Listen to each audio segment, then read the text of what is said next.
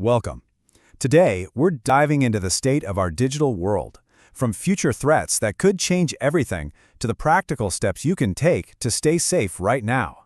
Okay, let's dive into this. So, this might sound like something straight out of a movie, but it's a real prediction from top cybersecurity experts. They're warning us that the technology that keeps our digital lives private could soon be completely broken. Think of today's encryption like a super complex math problem that even the fastest computers can't solve. Well, quantum computers are being designed to solve exactly those kinds of problems, and they'll do it in a flash. And the really scary part is that these quantum computers could arrive before we're ready for them. This creates a gap, a window of time where everything we consider private, emails, bank details, state secrets, suddenly becomes an open book. That's the reality we're in a race to prevent.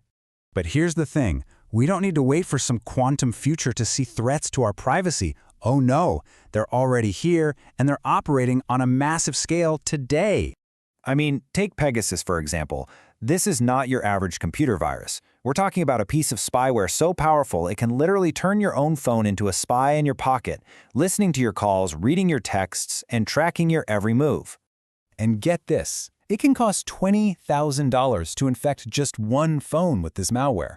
That should tell you just how valuable your personal data, your conversations, your entire digital life has become to some people.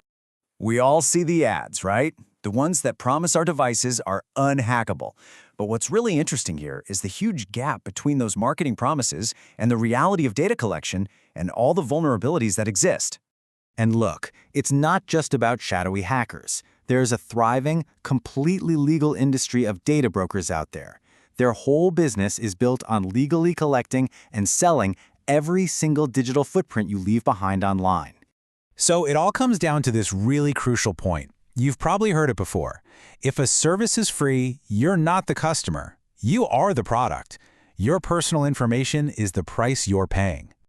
Okay, look, it's easy to feel pretty powerless when you hear all this. But the good news is you're not. There are concrete things you can do to protect yourself. So let's flip this around and start building your own personal toolkit for digital defense. So the big question is, where do you even start? It's actually simpler than you might think. It all comes down to making conscious choices about the tools and the apps you use every single day. And this chart, it just illustrates the difference perfectly.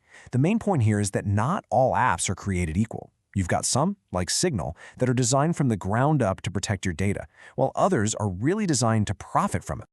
But it goes even deeper than just the apps you use. The operating system on your phone is the absolute foundation of your digital security. It's like the foundation of a house. If it's not secure, it doesn't matter what you build on top of it. And that's where something like GrapheneOS comes into play. Think of it as a super hardened version of Android that's built for security and privacy. A key feature is how it sandboxes your apps. It's like putting each app in its own locked room, keeping them separate so they can't snoop on your other data. It's a simple idea that makes a huge difference. So protecting yourself is step one. But what if you want to do more? What if you wanted to become one of the people on the front lines, actually fighting back against these threats? Well, the good news is the world needs you. You know, a lot of people think you have to be some kind of computer whiz to work in cybersecurity, but that is just not true. There are tons of jobs in this field that have nothing to do with coding. If you're good at strategy or problem solving, or even just communication, there's a place for you. Now, for those of you who are interested in the more technical side, here's a simple roadmap. First, you build your foundation. Learn the basics of IT and networking. Then you get into the fun stuff, the fundamentals of ethical hacking, finding weak spots before the bad guys do. And from there, you can specialize in whatever area gets you excited. And the best part is, you absolutely don't have to go it alone. The cybersecurity community is massive and incredibly supportive.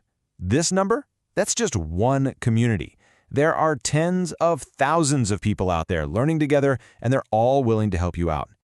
So don't be afraid to take that first step. No matter where you are in your journey, there's a whole community ready to help. And just remember this, even if you just started learning 2 weeks ago, you're still 2 weeks ahead of someone who hasn't started at all. All right, so we've covered a lot of ground, from the looming threats on the horizon to the concrete steps you can take to protect yourself and even join the fight. The bottom line is this, the threats to our digital world are real for sure, but so is our power to fight back. Your privacy isn't a lost cause. It is a choice. You can choose to be a victim or you can choose to be part of the solution. The future of our digital world is being written right now by the choices we all make every day. So the question is, what role will you play? Will you be a product, a victim, or a defender? The choice is yours.